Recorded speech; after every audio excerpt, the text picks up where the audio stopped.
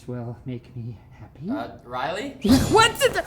I didn't know we were ready. You should knock first. After announcing the welcome news last week that users could install Windows 11 on hardware that's not officially supported, as long as they're okay dealing with potential issues, yesterday Microsoft made it clear that they themselves would definitely be the source of one of those issues, telling The Verge that such unsupported installs aren't entitled to get Windows updates, whether that be new features, security patches, or drivers. The PC community is obviously in an uproar, as this is just the latest misstep in Microsoft's Windows 11 marketing strategy. Now, it seems kind of unlikely that Microsoft would actually follow through with this, at least when it comes to security updates, since it continued to support Windows 7 long after it said they were through. It's over! Just kidding! This seems to happen all the time with Microsoft, and the solution seems to be to bully them into changing their mind. Let's all threaten to switch to Chrome OS. Clamoring. Come on, what's the matter, you? That's rabble. Who do you think you are, Microsoft? Apple? Sony is quietly releasing a slightly tweaked model of the PlayStation 5, and thanks to a teardown by Austin Evans, the internet got to take a peek at the new model's significantly smaller heatsink. Was it worth it? Oh yeah. Many were concerned the smaller cooling unit would make the PS5 run hot, and indeed, Evans noticed thermal exhaust temperatures that were higher than the reference model by 3 to 5 degrees Celsius. However, while Evans concludes this is a bad thing, many internet engineers are pointing out that evidence by itself doesn't actually say anything about the new unit's cooling ability. The heatsink may be smaller because the cooling system was actually designed to be more efficient, and the exhaust is hotter because it's removing more heat from the system components. It's straight fire! Yeah, I get it. Austin, listen, you know we love you, but maybe you should do an epic collab with Steve to sort this out. That's not a joke, do it. And you may be familiar with the saga of ARM's Chinese subsidiary, whose CEO refused to leave after being ousted by the board for using his position to enhance his own personal business last year. Well, that CEO, Alan Wu, has remained in power at ARM China since then, keeping representatives from the real ARM out of the ARM China building with private security and firing dissenters. It's a severed arm crawling around on its own. And now, the tech heist of the century has been completed. During a glitzy announcement event, ARM China rebranded itself with a new name that roughly translates to ARM Limited or AMU Technology, according to Google. Forearm, that's what that's called. For ARM! The new company will be developing its own processors and selling them to its existing partners in China who may or may not know about the whole thing. Or care, Riley. Yeah, I mean, it's a chip. Bet you can't eat just one.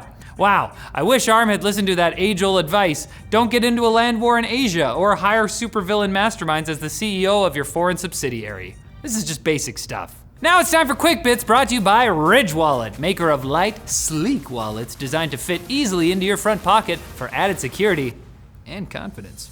They even have RFID blocking plates to keep attackers from stealing your information. There's over 30 colors and styles to choose from, including Damascus and 18-karat gold, which your current wallet almost certainly doesn't have. Save 10% and get free worldwide shipping at Ridge Wallet by using offer code LINKED at ridge.com/linked. Quick Bits? Yeah, okay.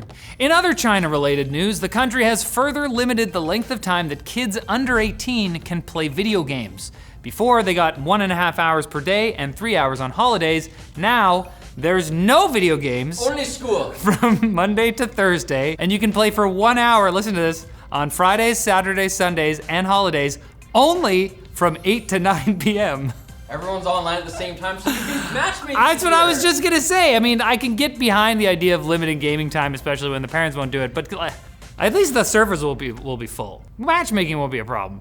And one more China story, the nation's Supreme Court has ordered that nearly 500,000 AMD Radeon RX 470 graphics cards be returned to a crypto mining company called Genesis after a dispute with its hosting provider. The only problem is, China has banned crypto mining in many of its provinces. And video games, for that matter. Send them over here! Yeah, so Genesis could have set up shop in a different country if they find some way to transport 500,000 GPUs.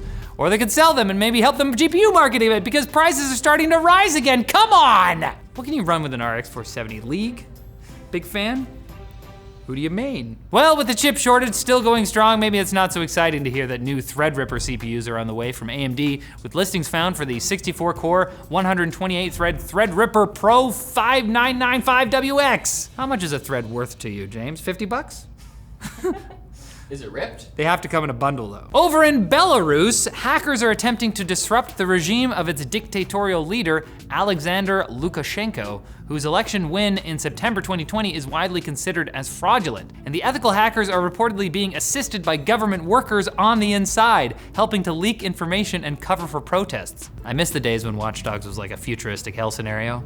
I miss a lot of things. And Instagram really, really wants to know your birthday, obviously because they are getting you a delicious cake and not because they're gonna restrict your experience if you're under 18. Just kidding, it's probably the second one. But moves like this are actually being recommended by analysts concerned that social media like Instagram and TikTok are responsible for pretty much every bad thing that's happening right now. Crises of mental illness, hyper-political polarization, climate change, a nasty oil spill, my knee kinda hurts. It's the Instagram. It is.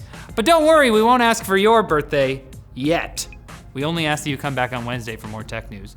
There will be cake.